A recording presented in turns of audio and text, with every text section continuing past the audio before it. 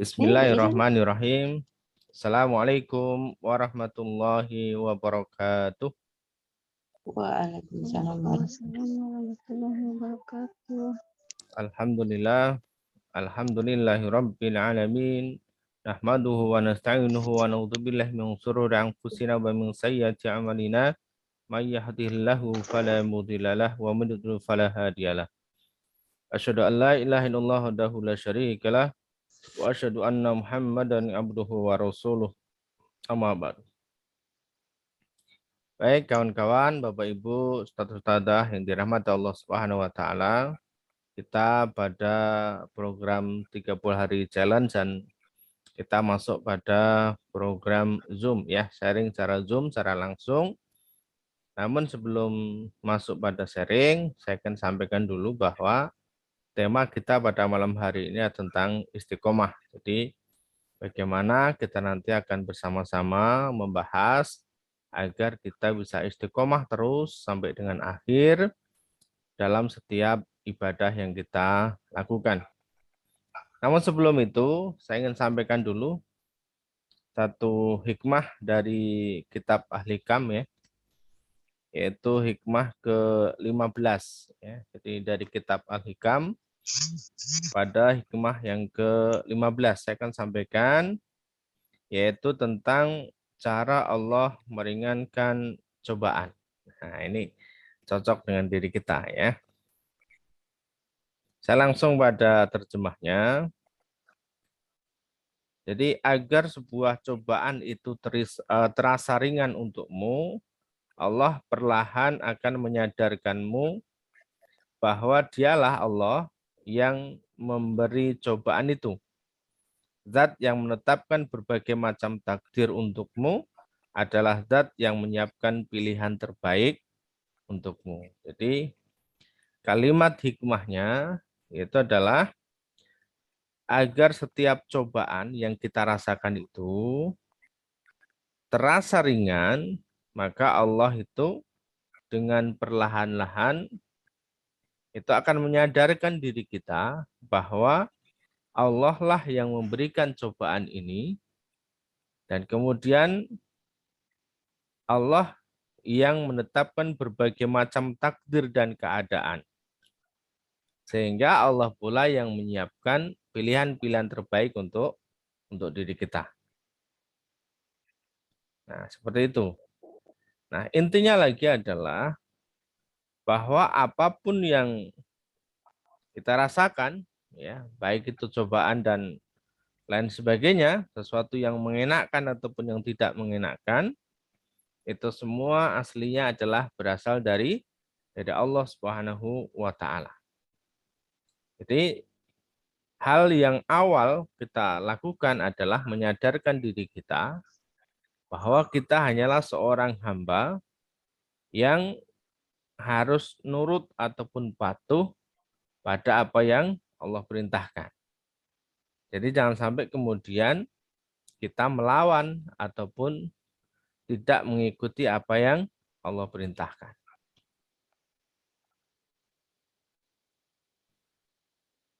Salah satunya ada di surat Al-Baqarah ayat 216 yang memang harus difahami ya, di buku ini, di kitab ini sampaikan bahwa boleh jadi kamu membenci sesuatu padahal itu amat baik bagimu, dan boleh jadi pula kamu menyukai sesuatu padahal itu amat buruk bagimu.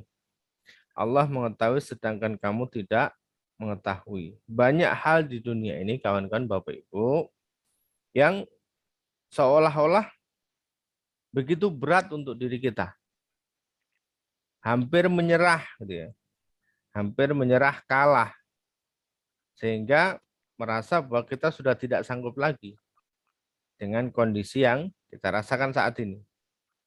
Dan kalau kita kemudian menyadari bahwa yang bisa jadi kita anggap berat itu, yang bisa jadi kita anggap tidak mengenakkan itu, sebenarnya itu adalah sesuatu yang menyenangkan atau mengenakkan. Bagi Allah, apa yang Allah anggap baik itu tentu baik untuk diri kita. Dan apa yang Allah berikan kepada kita itu adalah tentu yang terbaik untuk diri kita. Nah, kawan-kawan, itu adalah hikmah kita pada malam hari ini. Saya berhusnudzon kepada Allah Subhanahu wa taala, kita dipertemukan dalam sebuah program yang kita berasal dari berbagai daerah, dari kota yang berbeda, kita dipertemukan oleh Allah Subhanahu wa taala dalam satu program yang sama, yaitu adalah challenge 30 hari, dan insya Allah kita akan menuju pada satu arah yang sama, yaitu adalah mendekatkan diri kepada Allah. Yang kemudian setelah kita dekat dengan Allah Subhanahu wa taala, Allah akan ridho dan juga memberikan pertolongan untuk diri kita. Baik, untuk itulah kawan-kawan, tema terkait dengan istiqomah itu harus kita mintakan kepada Allah Subhanahu wa taala. Kenapa? Karena dalam menjalani program 30 hari ini, teman-teman kuncinya dua, ya. Apa itu? Yang pertama adalah konsistensi. Saya ulang lagi, konsistensi. Konsistensi itu apa? Konsisten. Atau dalam bahasa yang gampang, ajak, rutin. Gitu ya. Jadi terus gitu. Jangan berhenti. Meskipun pelan, terus. Ya, meskipun hanya 2 rakaat, lakukan terus. Meskipun hanya sebentar, kerjakan terus. Nah, itu namanya konsistensi. Kemudian yang kedua, yaitu adalah persistensi. Ya. Yang kedua adalah persistensi. Apa itu persistensi? Persistensi itu adalah daya tahan. Artinya, kegiatan kita itu tidak hanya sekedar sehari, 2 hari, tetapi bisa 3 hari, 4 hari, 5 hari, 1 pekan, 2 pekan, dan seterusnya. Sehingga juga tidak terbatas pada 30 hari, tapi begitu seterusnya. Namanya adalah persistensi. Jadi kita punya daya tahan. Dan itu harus dipersiapkan. Nah, konsistensi dan persistensi inilah yang kita sering bahasakan dengan nama istiqomah. Saya ulang, konsistensi dan persistensi inilah yang sering kali kita bahasakan dengan nama istiqomah. Dan Rasulullah pernah menyampaikan bahwa Allah itu sangat menyukai sebuah amal, meskipun amal itu kecil, tetapi rutin dikerjakan. Jadi bukan besarnya amalan yang kita lakukan, tetapi adalah pada sering dan juga ajaknya kita dalam melaksanakan ibadah tersebut atau istiqomah. Sehingga kita minta kepada Allah Subhanahu wa taala agar dibimbing dan diberikan istiqomah. Nah, kawan-kawan dirahmati Allah Subhanahu wa taala, barangkali ada cerita nih dari teman-teman ya, ada cerita bagaimana perjuangan teman-teman dalam menjalankan 30 hari challenge, dan ini kita masuk di hari yang ke-7. Ya, barangkali ada tantangan, barangkali ada hambatan. Nah, itu nanti bisa disaringkan, bisa disampaikan pada malam hari ini ya, kira-kira, atau mungkin juga ada tips yang nanti teman-teman bisa saling mengambil bagian daripada kebaikan yang kita lakukan.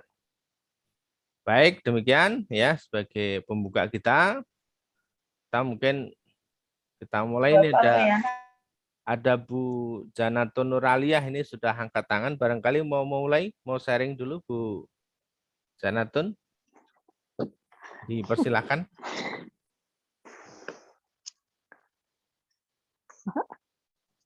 Ya, dipersilakan Bu.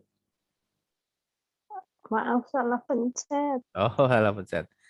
Ya, oke, yuk silakan. Ini teman-teman yang mau memulai cerita, sharing dulu pengalamannya ya selama 1 pekan pertama, ada kendala apa atau hal apa yang sudah dirasakan. Nah, itu boleh di-sharingkan bersama dengan teman-teman, nanti kita akan saling mendoakan dan juga saling support ya. Baik, dimulai dari siapa dulu? Ada Bu Surtina ini dari Jakarta, kemudian ada Bu Sri Rahayu dari Balikpapan, kemudian ada Bu Agus Trianingrum, ini dari mana ya? Saya lupa, mohon maaf. Ada Bu Siti Khotijah, Kalimantan Selatan. Ada Bu Nur Samsiah. Ini kemudian ada Bapak Hendra. Kemudian ada Bu Sri Harti. Ada Ibu Erni. Kemudian ada Mai. Mai siapa ini? Kemudian ada Bu Rini Kartika Sari. Ada Bu Rohayati. Kemudian ada Bapak Dwi Anton. Ada Umi Faiz. Kemudian ada Mustaqin. Nah, Dokter Bintorawati ini mau menyampaikan, silakan dipersilakan. Yuk, mau mulai sharingnya pada malam hari ini. Boleh, silakan Bu.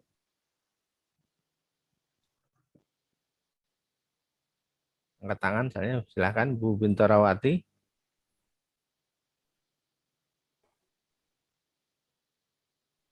Ya, silakan. Assalamualaikum. Assalamualaikum warahmatullahi wabarakatuh, Pak Ustadz. Waalaikumsalam warahmatullahi wabarakatuh. Ya. Ya, alhamdulillah. Awal dari saya menjalankan ini challenge ini masih agak keteteran. Jadi menjalankannya sampai misalnya yang 1000 kali istighfar, 1000 kali sholawat itu ya sampai sambil ketiduran begitu. Tapi alhamdulillah saya setiap hari bisa setor sebelum habis waktu. Cuma yang kemarin itu aja yang sempat agak kelupaan. Siap. Terus untuk yang saya rasakan, ya memang dari dari progres yang terlalu gitu belum, tapi yang jelas dari rasa. Dari rasa itu begitu tenang, begitu santai, begitu yakin. Jadi meskipun kondisi belum begitu berubah, tapi ada sebuah harapan yang besar, yakin, betul-betul yakin gitu, betul-betul yakin itu akan bisa terlampaui dengan baik, karena ketenangan ini yang membuat saya semakin hari itu semakin bisa fokus. Terus dulunya saya waktu awal-awal tahajud itu hanya kuat sekitar 3 kali salam lah maksimal itu, karena kan kepagian Pak Ustadz, jadi mau dilanjut itu sudah sholah jadi akhirnya saya tutup dengan witir. Akhirnya sekarang sudah bisa mulai lebih awal gitu. Alhamdulillah. Nah, terima kasih bimbingannya. Saya juga mendoakan teman-teman semua semoga sukses semua. Terima kasih. Assalamualaikum. Waalaikumsalam warahmatullahi wabarakatuh. Ya, betul banget ya. Berarti tadi sesuai dengan hikmah yang kita bacakan tadi, bahwa ya cara Allah meringankan cobaan kita itu dengan memberikan ketenangan. Jadi kita sadar betul bahwa ya kita hanyalah hamba dan harus nurut sama Allah, seperti itu. Baik, terima kasih Bu Dr. Bintorawati. Barangkali ada teman-teman yang lain mau mulai pada malam hari ini? Boleh sharing? Tadi panggil ini. Ada Pak Duyanton. Ini ready enggak di Pak Duyanton ini? Barangkali mau menyampaikan. Ini Masya Allah Pak Duyanton ini kalau pagi-pagi ini sudah sudah sedekah subuhnya rutin nih beliau, Masya Allah. Atau Ibu ini yang buka. Bu Surtinah, silakan barangkali mau menyampaikan, Bu. Masya Allah nih, luar biasa juga nih. Ini banyak keajaiban ini yang diterima oleh Ibu Surtinah ini, Masya Allah ya. Begitu cepat Allah membalas ya, habis sedekah dapat rezeki, habis sedekah dapat rezeki. Rezeki instan bisa dipraktekkan betul ini beliau ini. Baik Bu, barangkali mau sharing dengan teman-teman Bu Surtinah, boleh disampaikan? Dibuka dulu mic-nya Bu. Lupa. Iya. Assalamualaikum warahmatullahi wabarakatuh. Waalaikumsalam warahmatullahi wabarakatuh. Saya belum banyak yang ini Pak, cuman saya ada ini sedikit yang kadang saya alami itu setiap malam Jumat, kenapa aku tuh terasanya malah malas banget gitu. Setiap gitu, malam Jumat ya? Malam Jumat, iya. beda dari hari lainnya, kadang males banget, kadang ntar malah mau bangun malam suka ngepas mau subuh gitu, paling jam 4. Tapi Iya, kalau Masya Allah. ini sih apa ya, insya Allah udah kadang-kadang masih suka ini. Kalau mau tidur Kadang-kadang, ambil wudhu dulu Bu Zortina. kadang aku habis sholat isya suka tidur. Iya, berarti masih dalam keadaan berwudhu ya, Insya Allah. Ya. Iya, insya Allah. Ya boleh ya, termasuk teman-teman juga yang lain silakan barangkali jadi tips ini ketika mau tidur silakan ambil wudhu kemudian baca apa namanya Al-Fatihah ya, Al-Fatihah Kalau kemudian baca Al-Baqarah kalau 1 saya sampai 5. Baca apa Bu kalau Setia? saya bacanya kul 3 kali. Kul. Ya boleh itu yang Kulhu, 3 kul. yang paling ringkas ya, yang paling ringkas jadi Iya. baca kulhu kemudian Falak sama Anas ya, itu yang paling ringkas ya. Tapi kalau mau dilengkapi lagi itu bisa ditambah ya, diawali Al-Fatihah kemudian surat Al-Baqarah 1 sampai 5, kemudian Al-Baqarah 255 ditambah dengan Al-Baqarah 284 sampai dengan 286. Kemudian baru Kulhu, kemudian Al-Falak, Anas. Nah, setelah itu nanti ditiupkan di telapak tangan, kemudian diusap ke seluruh tubuh. Insya Allah akan diringankan ketika besok bangun pagi. Ya, seperti itu. Pernah itu Pak, pernah ada yang anjurin saya suruh baca mau tidur Al-Mulk, tapi saya belum bisa rutin. Oh iya, ya karena apa namanya Nabi menyampaikan bahwa ketika seseorang itu malam hari sebelum mereka tidur kemudian baca surat Al-Mulk, maka Allah akan jaga sepanjang malam. Ya, jadi sepanjang malam itu kita akan dijaga oleh Allah Subhanahu wa Ta'ala. Jadi terbebas dari segala gangguan jin di malam hari. Ya, termasuk ulah para dukun ya, karena para dukun, santet itu biasanya bekerjanya di malam hari. Nah, saat itulah nanti kemudian kita akan dijaga oleh Allah Subhanahu wa Ta'ala. Ya Pak, kalau untuk menghindari yang semacam itu, bacaan yang paling afdol yang apa Pak? Yang misalnya sebangsa dukun-dukun gitu.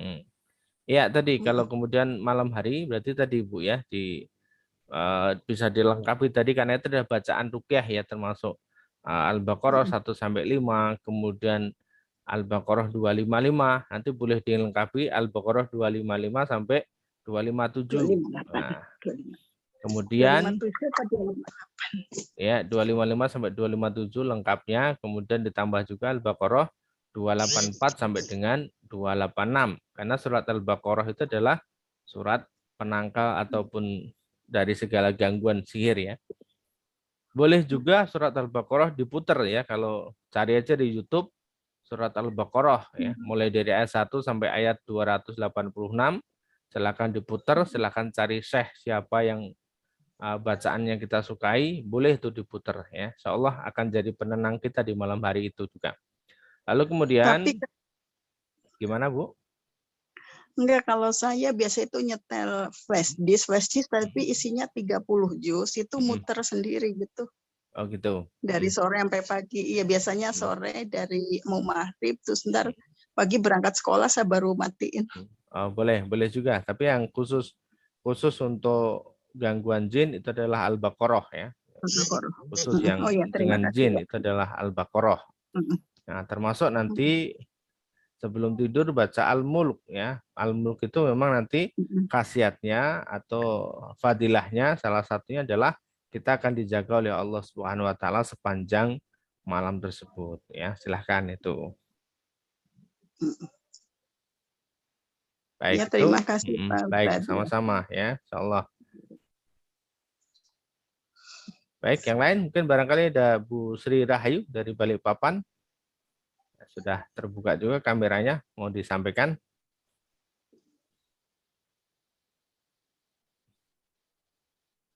Assalamualaikum warahmatullahi wabarakatuh. Waalaikumsalam warahmatullahi wabarakatuh.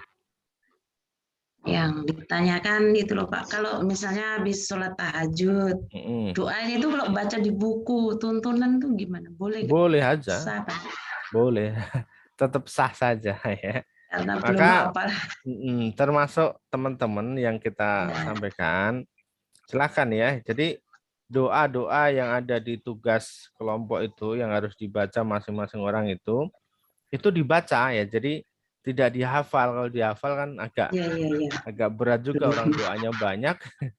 Itu dibacakannya sesuai dengan yang teman-teman tuliskan gitu ya. Jadi doa dari Ibu Sri Rahayu silahkan dibaca. Doa dari Ibu Surtinah silahkan dibaca. Doa dari Ibu siapa silahkan dibaca ya. Itu maksudnya kalau habis sholat tahajud tuh Pak.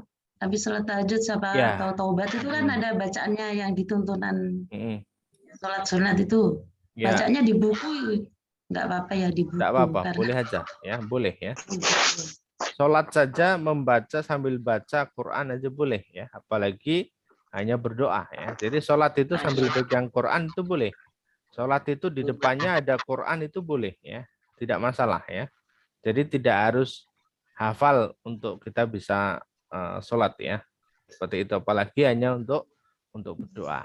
Kan? Boleh. Terus ini Pak, kan kadang-kadang kita ada tamu itu. Jadi kalau kita ngobrol sampai malam sehingga sampai 2:30 gimana mau sholat tahajud belum tidur. Jadi gimana? Ya, maka kalau ada tamu itu dibatasi ya. Rasulullah kadang itu keluarga Pak, keluarga itu cewek sih cewek gitu. Rasulullah itu kalau tidak ada urusan yang penting, maka Rasulullah habis sisa akan menemui istrinya dan kemudian tidur ya.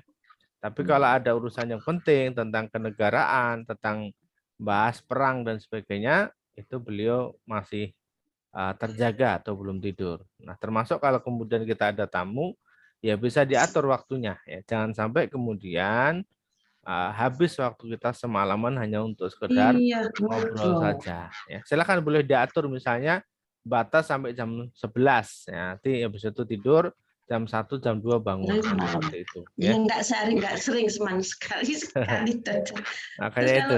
Terus duha itu Pak, duha itu kalau sendirian sih kita aman ya, enggak kok ada tamu kan kayaknya kayak apa ya, cari muka gimana itu ya. Tidak apa-apa ya. Saya pernah juga ya. Jadi saya pernah datang ke salah satu anaknya pemilik pesantren begitu. Setiap saya datang ke sana sekitar jam 8 jam 9 ya, kalau beliau belum sholat duha ya saya akan ditinggal ya. Saya diterima, suruh masuk, suruh duduk, suruh apa saja, habis itu beliau ke belakang lama banget ya. Bisa sampai sok pamer gitu Pak ya, enggak dikira sok pamer. Beda, karena memang itu kan sudah menjadi kebiasaan kita ya. Beda kalau memang biasanya nggak ngerjain ya tiba-tiba ngerjain, nah itu beda lagi ya. Segala sesuatu yang, jadi begini, yang disebut sebagai riya itu adalah itu bukannya sekedar memamerkan ibadah kita, tetapi riya itu bisa juga kita tidak jadi melakukan sebuah ibadah karena orang lain. Jadi alasan riya itu kan orang lain ya. Jadi kenapa kemudian disebut riya, itu alasannya orang lain. Contoh, orang mau bersedekah karena pengen disanjung karena orang lain. Jadi kita mau bersedekah karena faktor orang lain, itu namanya riya ya, tidak ikhlas. Tetapi kalau kemudian kita bersedekah mau ada orang atau enggak ada orang, itu jadinya ikhlas. Termasuk kita tidak jadi bersedekah gara-gara orang lain, ini juga termasuk riya. Ya, saya ulang. Kita bersedekah, kita beramal ibadah karena orang lain, ini termasuk riya. Dan kita tidak jadi melakukan ibadah karena orang lain, ini juga termasuk riya. Karena segala sesuatu harus disandarkan kepada Allah saja. Nah, seperti itu. Maka silakan, mau ada tamu ya, kita sholat duha izin dulu nggak apa-apa ya. Silakan duduk, disiapkan minum dan sebagainya biar nyaman tamunya, baru kita pamit sholat duha dulu.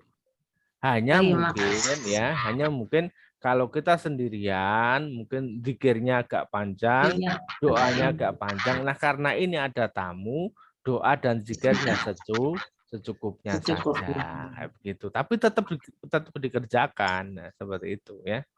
Iya Pak, yang itu, yang baca sholawat Pak ya. Sholawat itu yang Allahumma sholli ala Muhammad atau yang boleh mana ya? Itu ya. Yang Ya. itu. Itu yang pendeknya ya. Allahumma sholli ala Muhammad itu pendeknya. Kalau Ya. yang panjangnya nanti sampai fil alamina innaka hamidum majid. Nah, silakan, boleh ya. Kayaknya sebentar ini yang pendek deh. Ya, boleh, enggak masalah ya. Boleh. Sama istighfarnya astagfirullahaladzim, la ilaha illallah itu sampai itu. Ya minimal astagfirullah, minimal ya. Agak panjang lagi astagfirullahaladzim. Agak panjang lagi astagfirullahaladzim. Alladzi la ilaha illa huwal hayyul qayyum wa atubu ilaih, dan seterusnya ya. Seperti itu. Tapi itu ngitungnya pakai tasbih ya Pak ya? Pakai tasbih itu kalau satu lingkaran kan 100. Tambah 1, 99 tambah 1, 100. Kemudian kalau 10 kali kan jadi 1000. Ya, betul. Kalau yang digital aja Bu. Kalau nggak pengen repot pakai yang digital, sudah ada angkanya. Oh iya, iya benar ya. Tapi nggak punya. Karena kalau yang digital ditaruh itu kan nanti dilanjutin nanti lagi masih nyambung itu. Seperti bisa, itu. Iya. Digital iya, murah terima ya. kasih. Kita ada yang 15.000, ya, ada yang 10.000, ada yang 20. Itu ada tapi diminta anak-anak begitu datang ada. Kalau ada yang naksir kita kenal aja yang tua pakai yang panjang. Digital kalau yang bagus yang dari kayu itu bisa 40.000, bisa 50.000 yang dari kayu ya. Oh iya. Nah, kalau yang dari Cina murah. Iya. Ibu Sri Rahayu, terima kasih ya. Yes, sama-sama Pak. Assalamualaikum warahmatullahi wabarakatuh. Nah, ini yang sudah buka juga videonya ada Bu Siti Khotijah ya, dari Kalimantan Selatan juga nih. Silahkan Bu, bisa sharing-sharing nih dengan teman-teman di sini insya Allah. Assalamualaikum warahmatullahi wabarakatuh. Waalaikumsalam warahmatullahi wabarakatuh. Ini kalau di Kalimantan Selatan ini jam berapa ini Bu? Jam 21.39. Berarti selisih 1 jam ya dengan di Jawa ya? 1 jam. Oh iya. Okay. Jadi agak malam itu. Ya oke. Makanya kalau yang malam Jumat itu kadang suka waduh ketiduran itu kan soalnya malam itu. Iya. Setengah 11 malam. Baik, yuk, boleh di-sharing-sharingkan Bu Siti. Untuk ini ya setelah beli buku Monut Quran itu sama yang sekarang ya alhamdulillah lah banyak perubahan sekali. Ya terutama ketenangan itu pasti pertama. Terus yang kedua untuk ibadah lah. Artinya kalau yang dulu-dulu itu biasanya kita mau sholat mau apa itu kan mikirnya nantilah belum habis waktu biasanya kan seperti itu. Betul. Tapi kalau sekarang udah dengar azan nih kayak orang dipecuti lah ibaratnya. Udah dengar azan itu udah heboh udah pokoknya gitu lah. Sudah beda lah kalau untuk ini ya kalau dulu mungkin kalau sedikit ada masalah itu larinya mungkin sudah emosi ya mungkin kalau untuk sekarang alhamdulillah udah larinya ke istighfar sudah jadi nggak kayak dulu lagi udah banyak perbedaan sih ya lebih tenang gitu kan jadi kalau kita tenang itu mau apa-apa juga dengan pikiran jernih lah. Ya, tidak gerusah-gerusuh ya. Iya, enggak terlalu apalagi kalau sedikit biasanya kalau di kampung ini kan ya ada suara sumbang yang ini itu kita enggak langsung ditelan kan kayak iya, itu. Betul. Ya kalau untuk tahajud dulu biasanya itu kalau mau ada perlu aja itu tahajud dulu kan. Kalau sekarang ya alhamdulillah enggak meskipun mau perlu mau enggak ya kita alhamdulillah tiap malam dibangunkan terus gitu kan. Masya Allah ya. Insya Allah mudahan kan lancar aja enggak ibaratnya ada motivasi gitu loh modelnya itu. Ya betul. Ya, banyak ini terus ya kalau misalnya kita bingung misalnya mau ya biasalah kalau ada bingung ada masalah apa alhamdulillah kita larinya ke wirid sudah ke sholawat sama si istighfar ya terus ada jalan keluar kayak gitu sih larinya sekarang enggak Kalau dulu kan kalau biasanya ada masalah itu heboh malah kemana-mana. Cari teman kemana ini ya paling kita Iya, malah angkrem aja di kamar istighfar. Ya alhamdulillah ada aja habis itu WA iya, temen, oh mhm, ada solusi kayak gitu. iya, iya, betul, Ya betul. alhamdulillah sih. Terus kalau untuk masalah sholat duha ini kamu mau tanya apa? Mhm, mhm, Kalau saya itu kan kerjanya pagi, berangkat bisa jam 7, biasanya kalau mhm, itu ya siang setengah 8. iya, Itu sholat duha itu gimana ya? Maksudnya kalau mhm, di sini, kalau setahu saya kan sholat duha itu 30 menit setelah fajar itu sudah bisa sholat duha itu ya. mhm, iya sudah bisa. Nggih, Bukan kalau di sini kan bukan ini ya, fajarnya jam berapa? bukan 30 menit setelah fajar ya, tetapi apa namanya 40 menit ya, 40 menit setelah subuh itu masuk fajar. Oh, 4 menit. Ya, itu masuk Oh, fajar. nggih. Jadi silahkan dicek masing-masing kota itu jadwal matahari terbitnya itu jam berapa. Silahkan ditambah 10 menit. Nah, seperti itu. Itu disebutnya waktu suruk. Nah, waktu suruk itu adalah waktu awal duha. Nah, jadi kalau teman-teman sholat suruk bisa juga disebut sebagai sholat duha. Nah, sholat suruk ini pernah kita bahas juga bahwa ketika seseorang sholat subuhnya jamaah di masjid atau di rumah yang ada musolanya khusus itu untuk sholat, kemudian tidak beranjak dari tempatnya dia sholat, bisa zikir, bisa baca Quran, atau bisa apapun, sampai nanti matahari terbit, sampai waktu suruk, kemudian sholat 2 rakaat, yaitu sholat suruk, maka pahalanya adalah seperti ibadah haji dan umroh yang sempurna. Maka teman-teman yang sudah kangen umroh, pengen haji, tetapi masih terhalang, nah boleh dimanfaatkan pahala sholat suruk. Akhirnya kemudian boleh juga habis suruk disambung dengan sholat duha. Seperti itu. Sedangkan sebenarnya kalau kemudian berbicara tentang duha, waktu duha sendiri itu adalah ketika bayangan matahari itu sudah setinggi tombak. Jadi kita pasang kayu itu atau tombak, nanti kalau sudah bayangannya sudah setinggi tombak, itulah yang disebut sebagai waktu duha. Ya, itu sekitar jam 9-an lah ya sekarang, berarti jam 9 sampai jam 10. Nah, itu sebenarnya waktu yang disebut sebagai waktu duha itu. Tetapi kalau kemudian berbicara tentang kapan mulainya waktu sholat duha, ya tadi setelah sholat suruk. Nah, seperti itu. Maka boleh silakan sebelum berangkat kerja, maka boleh sholat duha dulu. Seperti itu. Nggih, soalnya kan kalau jam pulangnya itu terkadang azan zuhur itu kita masih di lokasi itu loh. Takutnya ya. kan wah nggak tenang lah intinya. Jadi kalau kita berangkat kan sudah duha dulu. Biasanya saya seperti itu. Jadi kenapa sering ditanya kenapa siang-siang? Ya nggak apa-apa aja kalau udah tenang di rumah kan enak kita mau kerja gitu kan pulang-pulang jam berapa kan tenang gitu loh. Jadi kalau pagi belum sholat duha berangkatnya kerja pagi itu wah pasti sebelum zuhur sudah pulang. Jadi kan malah nggak tenang saya di lokasi gitu kan. Betul. Terus Ya, kalau saya dulu ketika SMA juga begitu dengan teman-teman diterapkan. Jadi pagi sebelum jam 7, sebelum bel masuk, kita sholat duha dulu di masjid. Nanti jam 7 masuk sekolah. Nah, kemudian waktu istirahat sekolah itu jam 9, itu teman-teman yang belum duha boleh duha. Teman-teman yang sudah duha kemudian kita ada sharing diskusi itu di masjid. Jadi kita nggak jajan, kita jajannya sekolah kapan? Kalau sudah pulang sekolah jam 1:30 itu baru jajan ke kantin. Jadi begitu, karena kalau istirahat kedua itu sholat duhur kan, jadi kita jajannya pas pulang sekolah jam 2. Seperti itu. Maka silakan boleh ya, ketika sebelum berangkat kerja boleh duha dulu. Insya Allah demikian. Kalau untuk yang sholat witir nih Kang, untuk tanyain sholat witir. Ya, gimana? Witir itu saya biasa kalau itu habis sholat isya itu langsung gitu. Jadi kalau sholat tahajud itu kan langsung ke tahajudnya itu enggak gini duluan witirnya daripada tahajudnya itu maksudnya.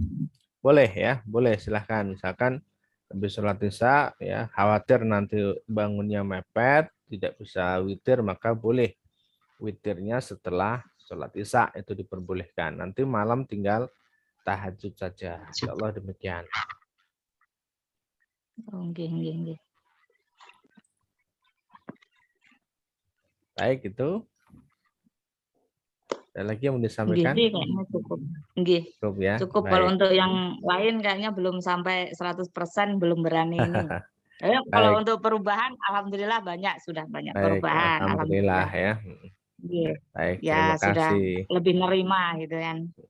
Baik, terima kasih Bu Siti Khadijah ya. Baik, terima kasih. Ini aslinya Jawa ya Bu ya, atau gimana? Bisa Jawa ini? Aslinya, kalau aslinya sih Bapak Mama Jawa Timur, Kediri. Cuman kalau saya lahirnya kan asli Kalimantan. Oh, berarti Jadi, Masya Allah ya. Iya, aslinya Kalimantan lahirnya. Kalau Baik, yang baik, Jawa baik. Bapak Mama. Kalau Sumatera itu ada istilah putra kesuma ya. Apa itu putra Jawa kelahiran Sumatera? Kalau di Kalimantan apa istilahnya? Apa itu ya, Jarwo gitu ya. Jarwo. Banjar Jawa. Jarwo itu ya, Banjar Jawa. Banjar Gitu Jawa. ya. Baik, Masya Allah, luar Banjar biasa. itu Ya. bahasanya Jawa. Kalimantan kan mayoritas Banjar. Banjar ya, baik. Nggih. Baik, kita lanjut yang lain yang mau sharing lagi. Ya, masih ada waktu nih, Insya Allah ya. Siapa nih yang buka video, kita lihat dulu nih.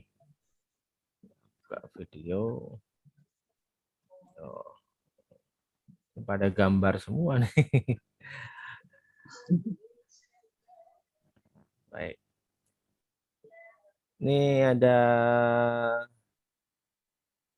siapa nih? Buka nih. Ada Umi Faiz, barangkali ready? Boleh sharing? Ya Ustaz, ada. Baik ya, silakan. Kalau apa yang dirasakan setelah ikut kelas 30 hari challenge ini, seperti teman-teman sebenarnya tidak jauh beda, lebih tenang dan apa namanya, lebih santai begitu. Jadi tidak emosi juga begitu. Insya Allah ada bedanya lah Ustaz dengan kita yang lebih diminta disiplin gitu ya. Ini kalau di kelas ini saya merasakan dengan adanya laporan atau apa itu justru kemudian memang membantu sekali untuk kemudian lebih disiplin. Ya, dan ternyata setelah disiplin itu dampaknya ada. Nah kan. Ya, betul. Insya Allah ya. Itu cukup yang disampaikan? Sampun. Baik ya. Ya, kita cari lagi siapa ini ya.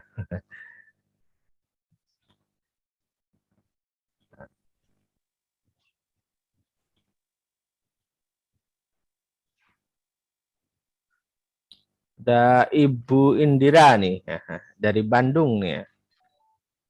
Ready kah? Bu Indira mau sharing-sharing?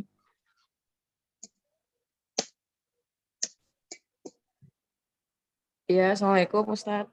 Ya, waalaikumsalam warahmatullahi wabarakatuh. Ya, mau sharing apa ya?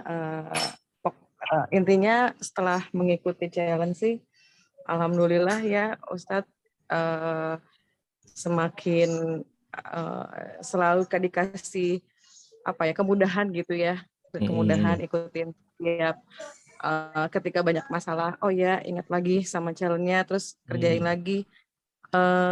Pokoknya yang nggak kita duga-duga tuh Allah kasih pertolongan di saat yang tepat gitu, walaupun memang masih belum semua ya gitu. Iya. Terus pokoknya terus ketika kita melakukan terus selalu ingat sama Allah, ternyata Allah itu bukan berarti nggak ngasih ya, tapi ngasih yang terbaik gitu ya. Iya, padahal betul. menurut kita sendiri itu kok nggak kesampai gitu, padahal Allah kasih jalan yang lain gitu. Iya, betul. ya mungkin itu yang terbaik gitu. Pasti ya selama ini sih alhamdulillah selalu ditolong terus gitu Ustaz sama Allah ya gitu. Jadi alhamdulillah bersyukur terus ya nikmat aja gitu ya sekarang, tenang gitu, terus selalu dikasih sehat dan masih bisa terus beraktivitas gitu. Walaupun memang masalahnya yang ini selesai, ada lagi masalah yang lain gitu. Ya itu bentuk ujian dari Allah Subhanahu wa taala dan memang harus kita hadapi, dan bisa jadi sebenarnya persoalan yang ada dalam diri kita itu sebenarnya banyak ya, dari dulu itu banyak, hanya saja baru sekarang nampaknya. Jadi saya sering ngasih gambaran begini, ketika teman-teman itu membersihkan kolam dari atas awal kelihatan di dalam nggak ada apa-apa, hanya air saja. Tapi begitu kita bersihin, air kita buang, di dalamnya ternyata ada binatang, ada batu, ada kerikil, ada daun-daun. Dan itu memang ya harus kita bersihkan satu persatu. Baru nampak nanti mulai ada lumut dan sebagainya.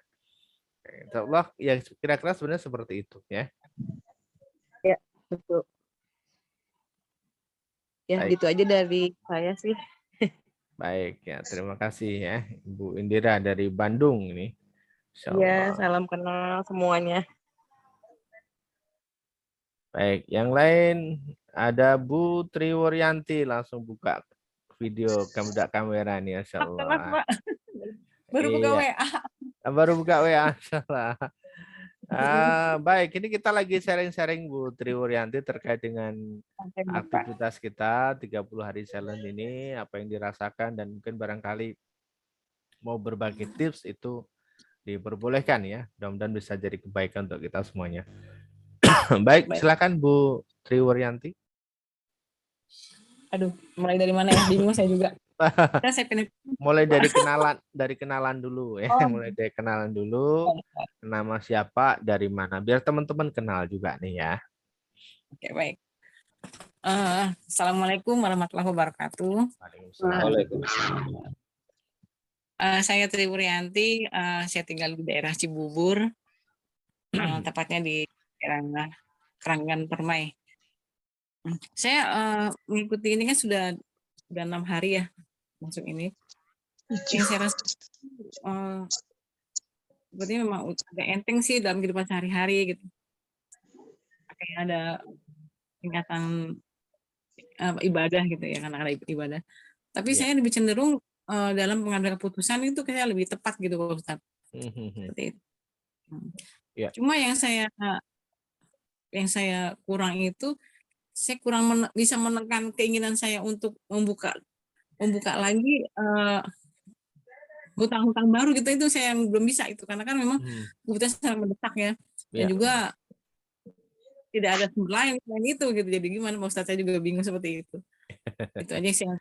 Ya, itu biasanya godaan setan ya, dan memang kita akan selalu digoda, kita akan selalu diiming-imingi, itu pasti ya, hanya tergantung kemudian bagaimana cara kita memanagenya ya, agar betul-betul bisa berhati-hati ya, agar tidak kembali dan tidak justru terjerumus. Kalaupun begini, sebenarnya rumusnya begini, ketika teman-teman kemudian dengan sangat terpaksa masih belum bisa meninggalkan dunia riba secara 100%, setidaknya teman-teman usahakan bagaimana agar nominalnya itu semakin kecil gitu loh, bukan semakin besar ya.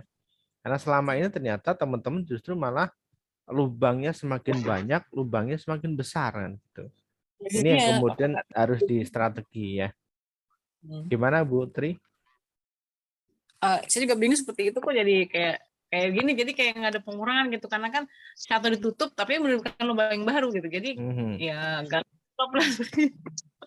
Ya, maka nih sebenarnya bisa, kalaupun kemudian pengen ada yang ditutup kemudian ini dibuka lagi, itu silahkan ya dicari yang memang dengan jumlah riba lebih kecil. Nah, ya dengan jumlah riba yang lebih kecil, maka jumlah kita akan jadi lebih kecil. Tetapi sekali lagi ini adalah alternatif pilihan yang paling akhir, dan ketika memang belum sanggup untuk bisa menyelesaikan semuanya. Tetapi kalau kemudian saya pengen sampaikan ke teman-teman, ini sebenarnya hanya terkait dengan bagaimana kita bisa memanajemen saja. Ya, saya pernah sering sampaikan teman-teman ya, bahwa ketika kita punya utang sekian itu, kemudian dengan adanya penghasilan kita sekian, maka silahkan difokuskan lebih dulu yang bisa segera ditutup. Lah yang lain gimana Kang? Yang lain abaikan. Yang lain abaikan. Nikmati proses kita mengabaikan itu. Nanti bulan depan tutup lagi satu. Bulan depan tutup lagi satu. Seperti itu. Dan kemudian berfokuslah pada sesuatu yang menghasilkan. Ketika ada peluang, sesuatu yang itu bisa menghasilkan, jadi tambahan rezeki untuk diri kita, ambil. Jangan diabaikan. Ya, seperti itu. Dan kita harus senantiasa berproses dalam hal ini. Jangan kemudian hanya berdiam diri dan kemudian tidak mau belajar. Ini yang silakan ya. Banyak yang akhirnya kemudian teman-teman mau belajar terbuka, ternyata justru malah mendapatkan banyak penghasilan dari situ. Nah, ini yang silakan ya. Termasuk kemarin saya buka program kemitraan ya, reseller ataupun jadi tim marketing, ya silakan itu juga ketika ada peluang boleh diambil. Siapa tahu memang teman-teman cocok di sana dan bisa menjadi rezeki tambahan untuk teman-teman. Nah, seperti itu. Yang kedua Pak Ustadz, itu kan program Pak Ustadz kan memberikan lembaran baru itu kan pagi-pagi Pak Ustadz ya, pagi hari. Ya. Nah, sedangkan kita kan tahajud itu kan malam Pak Ustadz, jadi saya mau baru memberikan hasil itu kemudian pada hari besoknya gitu. Apa gimana Pak Ustadz? Itu dari kapan gitu? Ya, sebenarnya kita sudah sampaikan dulu bahwa kegiatan kita itu dimulai dari pukul 00. Ya, jadi untuk di challenge hari berikutnya berarti mulainya nanti, mulai pukul 00 diawali dari tahajud kita yang pertama. Jadi mulai tahajud, nanti sampai baca Quran dan sebagainya, aktivitas kita dimulai dari situ, dari mulai pukul 00 atau dimulai dari pertama kita bangun. Nah, seperti itu. Nah, pagi hari yang kami sampaikan itu adalah merupakan bagian dari challenge-nya. Di sana ada doa, di sana ada quote, silakan dibaca, kemudian ada ayat, silakan dibaca. Seperti itu. Yang ketiga, Pak Ustadz, saya kan sering juga sholat secara jamaah di kantor itu kan. Karena kan kita pertama kan juga ada sholat rawatib ya Ustadz ya. Kalau kita ngejar jamaahnya rawatibnya kadang suka ketinggalan Pak Ustadz. Jadi gimana itu coba untuk mengimbangi itu? Ya, kejar yang wajibnya. Ya, kalau memang kita bisa datang lebih awal, tidak ketinggalan sholat, artinya bisa sholat rawatib sebelum sholat fardu, maka kerjakan. Tetapi kalau kemudian tidak bisa, ya setelah sholat fardu itulah kemudian bisa kita kerjakan sholat sunnahnya. Bahkan ada juga ketika tempat sholatnya sempit dan kemudian harus bergantian dengan jamaah yang lain, jangan sholat sunnah. Nanti mengganggu. Ya. Kenapa? Ya tempat sempit kemudian harus bergantian dengan banyak orang, ya tetap teman-teman hanya kerjakan yang wajib saja, yang sunnahnya jangan. Kenapa? Karena nanti akan jadi dolim kalau kita kerjakan sunnahnya di situ. Kenapa? Karena yang ngantri aja banyak. Ya ini biasanya terjadi di tempat umum ya, misalnya di musola terminal, di musola stasiun, itu seringkali ya seperti itu. Silakan, ketika memang tidak bisa ya ditinggalkan saja, tidak masalah. Tapi kita sudah berusaha untuk mengerjakan. Pak Ustadz, ada target nggak untuk rakaat rawatib itu ada apa? Ada harus mencapai 17 rakaat gitu. Kalau targetnya agar kita itu dibuatkan rumah oleh Allah Subhanahu wa taala di surga 12 rakaat. Kalau pengen dibuatkan rumah oleh Allah di surga itu 12 rakaat. Ya, kerjakan 12 rakaat sholat fardu, sholat sunnah rawatib selama 40 hari, maka kita akan dibuatkan rumah oleh Allah Subhanahu wa taala di surga. Seperti itu ya. Ya itu pilihan aja. Maka tadi kita sambil belajar lakukan yang bisa kita kerjakan. Yang penting target kita awal adalah istiqomah dulu. Nanti level ini dinaikkan, levelnya nanti dinaikkan terus ya, seperti itu. Baik, Makasih, Pak Ustadz. baik, bisa dipahami ya. Baik. Nah, ini kemudian ada Pak Dwi Anton sudah buka mic ini dari tadi. Silakan Pak Dwi Anton, mungkin bisa sharing nih. Baik, terima kasih. Assalamualaikum warahmatullahi wabarakatuh. Waalaikumsalam warahmatullahi wabarakatuh. Gimana kabar Pak Ustadz? Alhamdulillah sehat. Alhamdulillah Mudah-mudahan Pak sehat. Anton juga dan kawan-kawan yang lain juga tetap sehat ya. Ya, alhamdulillah. Sedikit sharing Pak Ustadz, izin kepada Ustadz sama semua yang hadir di sini. Ya. Mudah-mudahan sharing ini bisa memberi motivasi lebih atau mungkin ada hikmah yang bisa diambil jadi lebih semangat lagi untuk istiqomah, karena memang ini temanya istiqomah. Ya, betul. Jadi saya lanjut sharing di challenge yang pertama Pak Ustadz. Oke. Jadi ini karena ini masih terkait. Mohon maaf, suara saya jelas ya Pak Ustadz? Jelas. Ya, baik. Saya lanjutkan. Jadi sebenarnya ini lanjutan dari challenge yang pertama. Alhamdulillah challenge pertama dilalui dan waktu itu sebenarnya belum selesai Pak Ustadz. Jadi memasuki 10 hari terakhir Ramadan. Iya. Ini ada kejadian yang benar-benar di luar dugaan saya, tapi dalam hal yang positif. Iya. Seperti itu. Jadi waktu itu kan permasalahan yang saya hadapi belum mendapat pekerjaan setelah PHK seperti itu. Iya. Nah, saya waktu itu juga sudah cerita bahwa sudah berulang kali ikhtiar ke sana kemari, ternyata Allah belum takdirkan untuk bisa bekerja kembali. Nah, alhamdulillah justru di 10 hari terakhir Ramadan waktu itu, saya justru nggak ngelamar Pak Ustadz. Iya. Tahu-tahu seorang GM telepon ke saya. Beliau ternyata kerjasama dengan salah satu.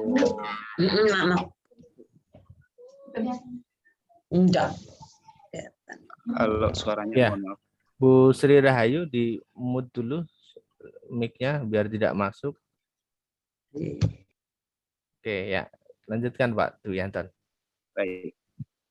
Jadi beliau telepon ke saya memperkenalkan diri bahwa beliau adalah salah satu top manajemen dari sebuah perusahaan.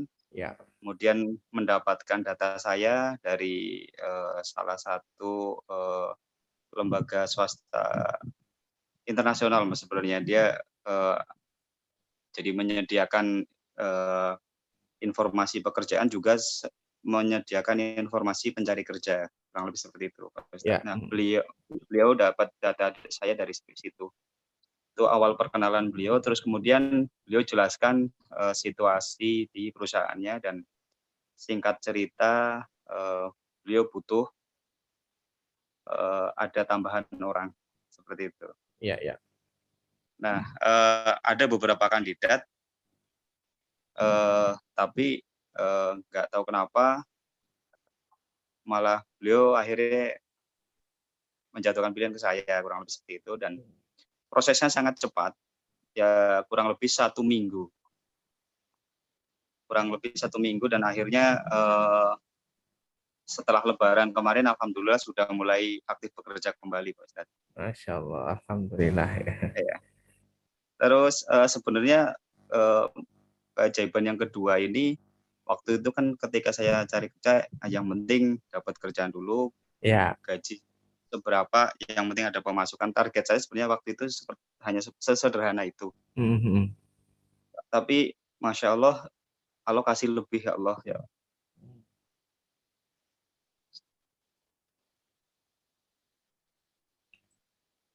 Alokasi lebih dari yang saya harapkan, Ustaz.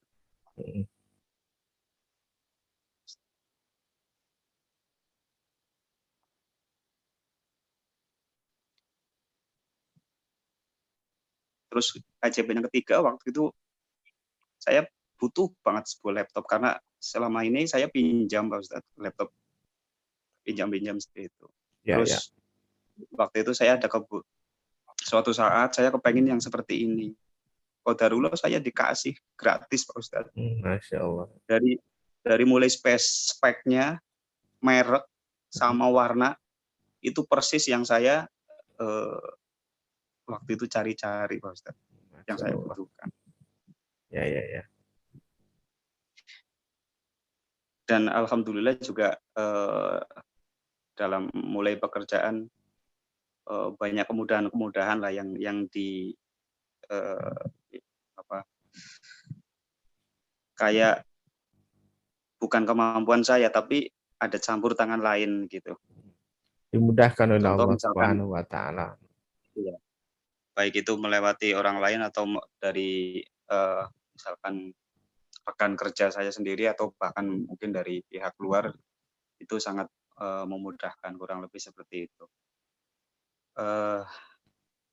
Dan alhamdulillah malah setelah saya masuk ke sini mulai muncul tawaran-tawaran yang lain, Ustaz. Masya Allah.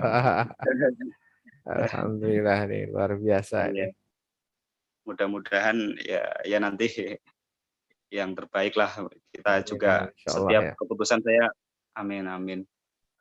Saya berusaha untuk sekecil apapun keputusan saya istikharah melibatkan Allah. Ya betul ya. Allah dulu ya. Baik, Masya Allah nih. Betul. Terus kurang lebih seperti itu Pak Ustadz. Terkait challenge mungkin sudah perubahan dari mulai sisi psikologis, dari sisi kebatinan dan sebagainya sudah pernah saya sharing, jadi kurang lebih sama dan seperti itu. Masya Allah. Nah, kemudian kemudian mungkin saya bisa sharing juga terkait ini Pak Ustadz, keluar dari jerat hutang riba. Ya, silakan. Jadi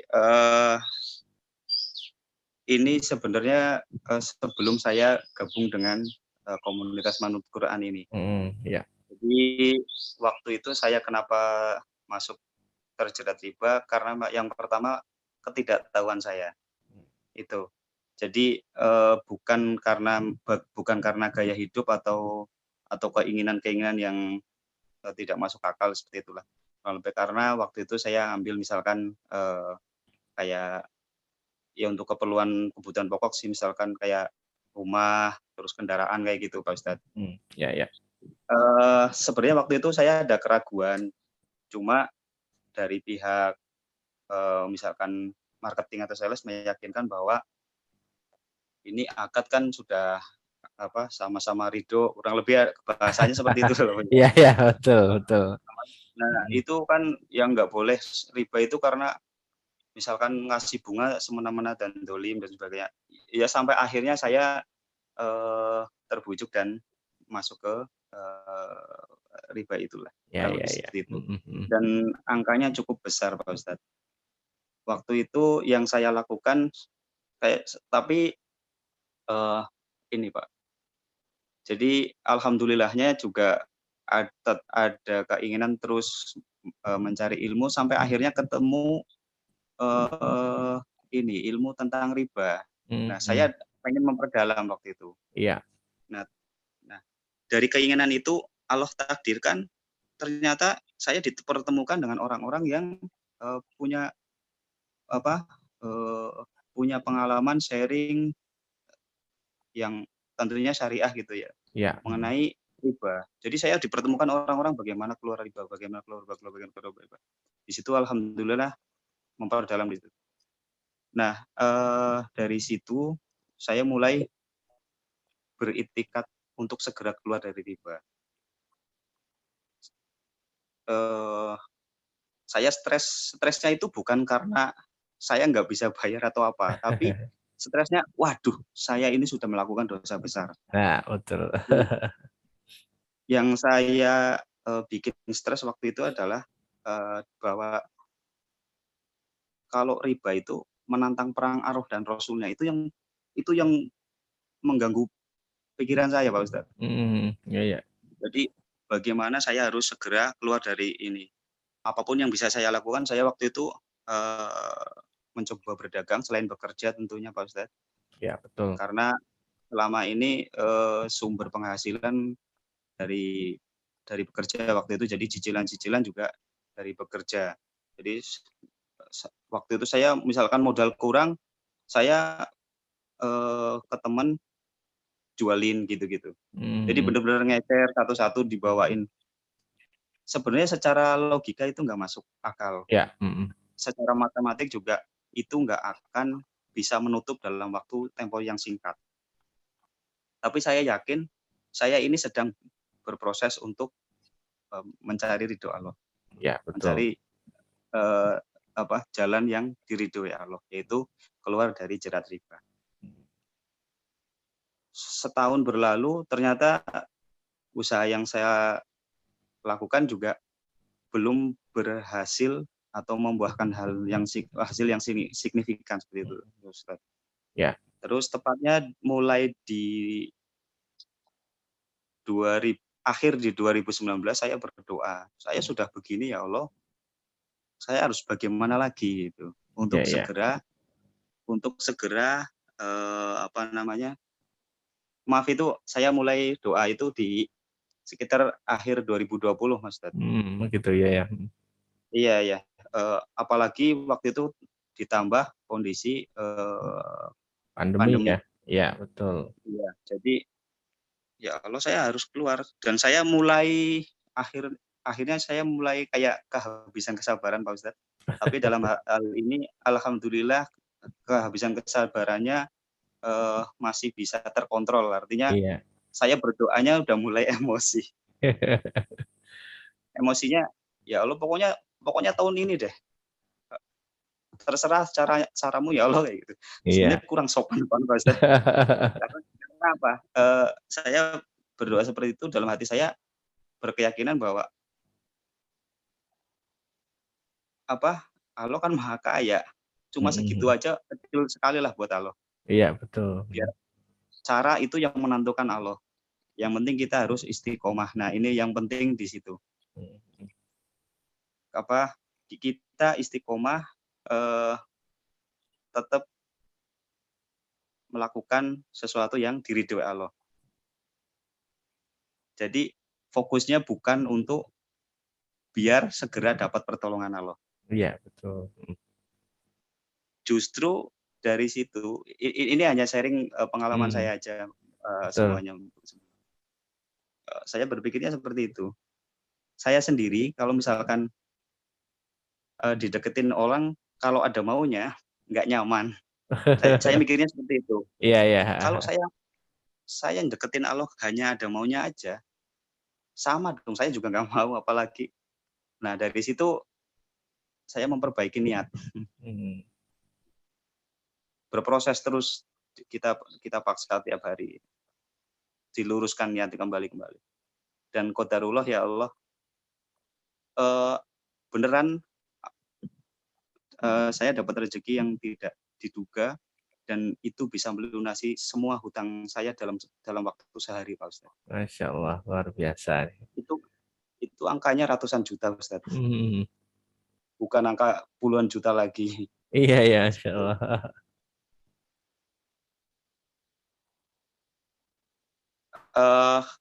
Saya detilkan, qadarullah waktu itu perusahaan saya ditutup, jadi semua karyawan di PHK dan dapat pesangon. Dari pesangon itulah saya bisa melunasi semua hutang riba saya. Ya, dan itu adalah cara Allah ya. Jadi di PHK itu kadang bukan menjadi kesulitan untuk kita, tapi ini justru menjadi solusi ya, Masya Allah. Betul.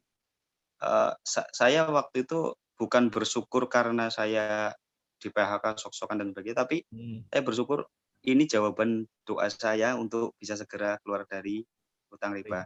Inilah bentuk kasih sayang Allah kepada saya, bahwa selama ini saya ingin segera keluar dari jerat riba, Allah kabulkan dengan cara beliau, dengan cara Allah.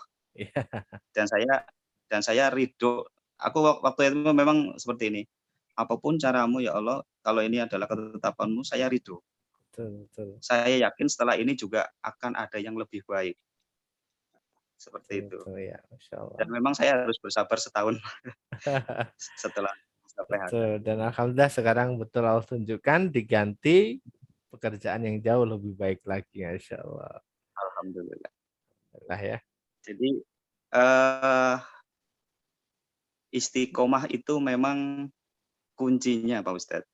Dan untuk istiqomah itu perlu kesabaran. Ketaatan itu ternyata juga perlu kesabaran. Sama seperti halnya kita menghadapi sesuatu yang kita tidak sukai juga, itu perlu kesabaran. Betul, kurang lebih sih seperti itu. Masya Allah ya. Yang terpenting adalah istiqomah, terus kemudian luruskan niat. Jadi jangan tujuannya jangan salah tujuan. Jadi kalau di hadis, kalau nggak salah, maaf kalau saya koreksi kalau saya salah, Pak Ustadz. Ya. Jadi yang saya tahu, kalau mencarinya dunia ya dapat dunia, tapi akhirat nggak dapat, atau bahkan malah dua-duanya nggak dapat.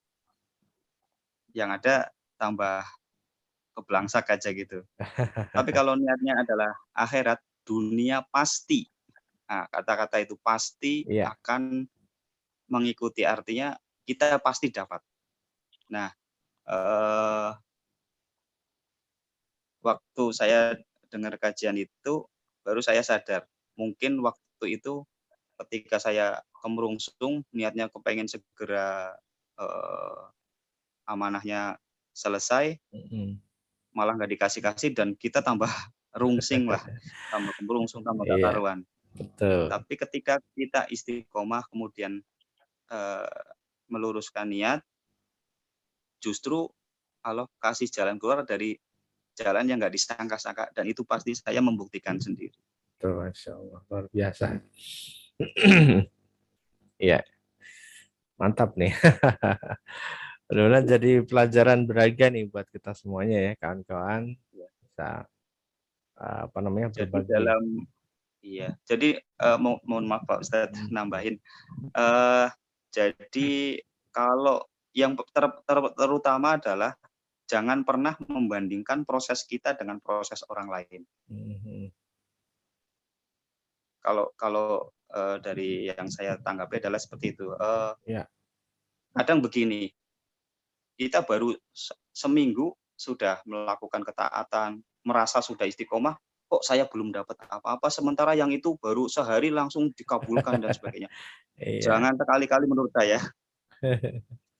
Karena apa? Seperti halnya kita minum obat, dikasih dari dokter yang sama, obat yang sama, terus dosis yang sama, itu ada yang sekali teguk sembuh, ada yang harus obatnya habis dulu baru sembuh. Iya, betul. Itu tergantung dari masing-masing kita. Seperti itu, baik dari niat, lurusnya niat kita, ketulusan ketaatan yang kita lakukan, terus seperti itu, atau mungkin ada penghalang-penghalang seperti maksiat, riba dan sebagainya, itu kan banyak hal.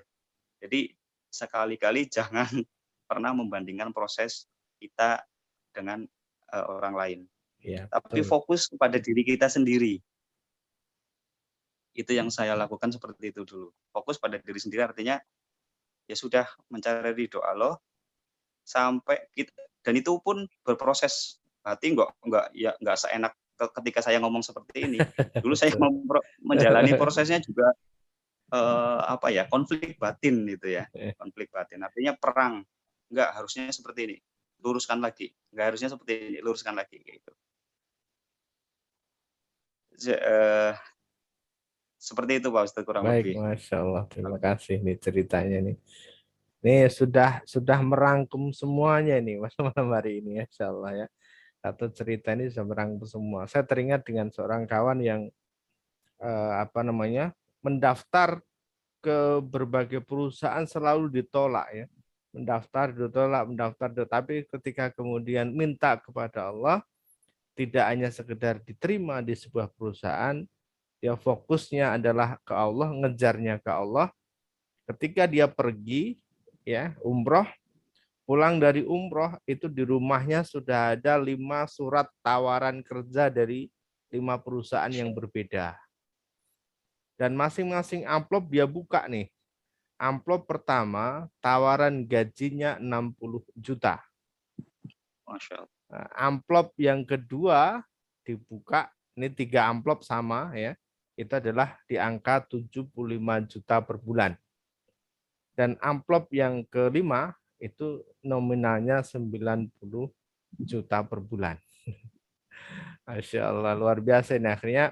Jadi yang awalnya dia yang ngelamar ini sekarang malah yang dilamar. Dan terakhir kabarnya sampai dengan sekarang ini beliau pindah lagi kerja karena dapat tawaran yang jauh lebih baik dari sisi ibadah dan sebagainya ya, karena dia minta kepada Allah itu tidak sekedar ya seperti disampaikan Pak Dwi tadi, tidak sekedar asal bekerja, tetapi adalah sesuai dengan kriteria yang diinginkan, tempat kerjanya bisa optimal, bisa mengeksplor apa yang ada dalam dirinya, tidak mengganggu ibadah dan sebagainya.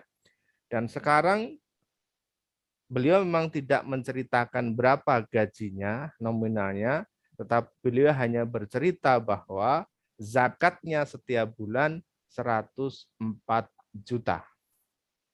Itu zakatnya. Silahkan dihitung sendiri berapa gajinya sebulan beliau dapatkan. Masya Allah, luar biasa ya. Nah tadi juga ada betul bahwa dengan kita cara beribadahnya itu ya kita hanya fokus pada Allah ya. Fokus pada Allah, niat kita kepada Allah Subhanahu wa taala. Ketika kalau tadi disampaikan bahwa sadar bahwa ini adalah riba, itu benar ya. Akan berbeda ketika teman-teman niatnya karena sudah tidak mampu bayar. Berbeda, saya sering sampaikan. Ketika seseorang tobat dari riba karena sudah tidak mampu bayar, dengan orang yang tobat karena sadar bahwa ini adalah riba, itu berbeda. Sudah dialami Pak Dwi tadi ya, Pak Dwi Anton, bahwa sadar bahwa jadi bukan karena sudah tidak mampu membayar, tapi karena memang ini adalah sebuah dosa dan Allah akan angkat, akan berikan solusinya. Seperti itu ya teman-teman. Dan ketika kita sudah menjalani proses ketaatan kepada Allah Subhanahu wa taala dengan sebaiknya, dan kemudian Allah belum turunkan pertolongannya, betul tadi dengan sedikit memaksa Allah itu boleh. Pernah dilakukan oleh Nabi Ayub alaihissalam. Ya, beliau sakit parah, disuruh sama istrinya untuk minta kepada Allah disembuhkan, beliau nggak mau. Ya, kenapa? Karena Allah sudah kasih banyak kenikmatan selama ini sebelum dia sakit. Hingga sampai akhirnya kemudian untuk beribadah Nabi Ayub ini kesusahan. Baru kemudian memaksa kepada Allah. Nah, dalam bahasa konteksnya begini. Ya Allah, kalau bukan kepada Engkau aku minta kesembuhan, lalu kepada siapa lagi aku akan minta kesembuhan. Ini cara memaksa Nabi Ayub alaihissalam ya. Saya ulangi konteksnya. Ini saya rubah dalam bahasa saya. Kalau saya tidak minta kepada Engkau ya Allah untuk kesembuhan saya mau minta kepada siapa lagi? Ya, begitu. Ini cara merayunya Nabi Ayub alaihissalam. Ya, jadi kayak tadi memaksa Allah itu boleh ya, boleh. Maka kemudian nanti terserah Allah mau ngasihnya dengan cara yang bagaimana.